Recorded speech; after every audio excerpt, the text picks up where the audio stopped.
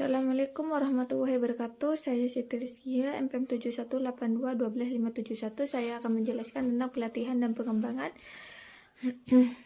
Di mana di sini pelatihan atau training merupakan suatu proses pendidikan jangka pendek yang mempergunakan prosedur sistematis dan terorganisasi.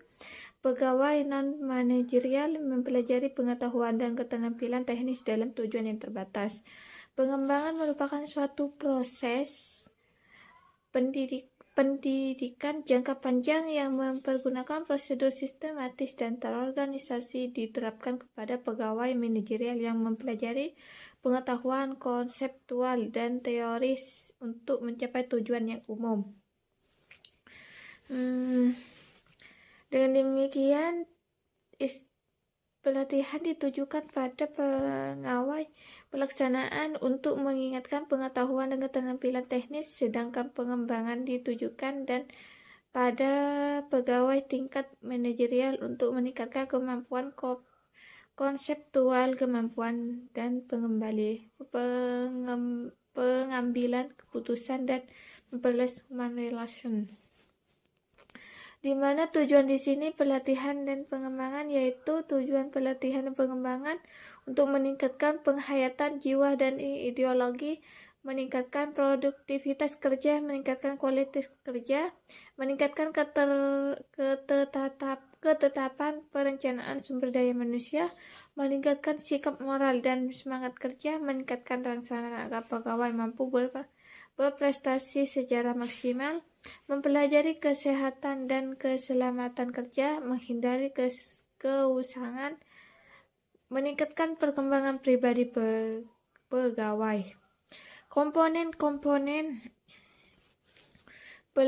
yang ada, komponen-komponen yaitu tujuan dan sasaran pelatihan dan pengembangan harus jelas dan tepat dapat diukur. 2. Para pelatih harus ahlinya yang berkualifikasi memadai atau profesional. 3. Mempelajari pelatihan dan pengembangan harus disesuaikan dengan tujuan yang hendak dicapai. 4. Metode pelatihan dan pengembangan disesuaikan dengan tingkat kemampuan pegawai yang menjadi peserta. 5. Pelatihan harus memenuhi persyaratan yang ditentukan. Prinsip-prinsip tersebut, prinsip pelatihan dan pengembangan menurut MCGH 1979 merumuskan prinsip-prinsip perencanaan pelatihan dan pengembangan menjadi 5. Materi harus diberikan secara sistematis dan berdasarkan tahapan-tahapan. 2. Tahapan-tahapan tersebut harus disesuaikan dengan tujuan yang hendak dicapai. 3. Penerata harus mampu memotivasi dan menyebarkan responden yang berhubungan dengan serangkaian materi pelajaran.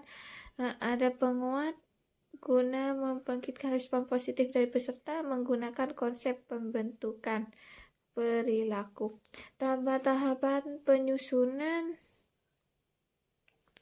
yaitu 1. Mengidentifikasi kebutuhan pelatihan, di mana di sini kebutuhan pelatihan dapat muncul karena adanya tuntunan yang harus dihadapi di masa depan dan juga dari masalah yang muncul saat ini karena ada yang tidak beres. Analisis tersebut terdahulu masalah pelatihan, kemudian ditentukan prioritas apakah masalah tersebut mendesak atau penting. Analisis 2. Organisasi yaitu menganalisis tujuan organisasi, sumber daya yang ada seperti lingkungan organisasi yang sesuai dengan kenyataan. Dalam menganalisis organisasi perlu diperhatikan pertanyaan hal yang dapat dilakukan dengan cara mengadakan survei sikap pegawai terhadap kepuasan kerja, resepsi pegawai, dan sikap pegawai dalam administrasi. Di samping itu, analisis organisasi dapat menggunakan turnover, absensi, kartu pelatihan, daftar kemajuan pegawai, dan data perencanaan pegawai. Yang ketiga yaitu analisis pegawai, analisis pekerjaan dan tugas. Di mana analisis pekerjaan di sini merupakan dasar untuk mengembangkan program job training sebagai program pelatihan analisis job. 4. Analisis pegawai. Analisis pegawai difokuskan pada identifikasi khusus kebutuhan pelatihan bagi pegawai yang bekerja pada jobnya. Kebutuhan pelatihan pegawai dapat dianalisis secara individu maupun kelompok. Analisis kebutuhan individu dari pelatihan dapat dilakukan dengan cara observasi oleh supervisor, evaluasi keterampilan kartu kontrol kualitas, dan tes keterampilan pegawai. Dan yang kelompok dapat diprediksi dapat mempertimbangkan informasi dan observasi untuk supervisor maupun manajer. 6. Menetapkan tujuan dan sasaran pelatihan atau pengembangan, di mana sasaran pelatihan yang berlaku diharapkan dari para peserta. Sasaran harus memspesifikasi kemampuan peserta untuk melakukan pekerjaan tertentu dengan tingkat kemampuan tertentu dan kondisi tertentu. Dan menurut Simorsi dan DKK dalam Komsin S. Widodo dan Jasmadi 2004 menyatakan tujuan perencanaan yang dibuat dipakai sebagai paduan dan acuan kegiatan yang dalam menjelaskan tentang hal-hal yang hendak dicapai sistem tersebut. Tujuan ini dibagi menjadi 3 bagian, yaitu 1. Kognitif, berorientasi pada penambahan dan kemampuan peserta. 2. Afektif, berhubungan dengan sikap, attitude, minat, sistem nilai dan emosi. 3. Psikomotorik, berorientasi pada keterampilan sehingga peserta terampil dalam suatu kegiatan tersebut.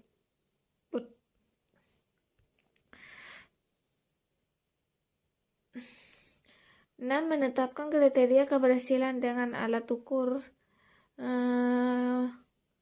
Sebagian besar training menunjukkan pada penguasaan, maka dapat disimpulkan proses pelatihan efektif untuk mengetahui adanya penguasaan yang meningkatkan sebelum pelatihan dilakukan.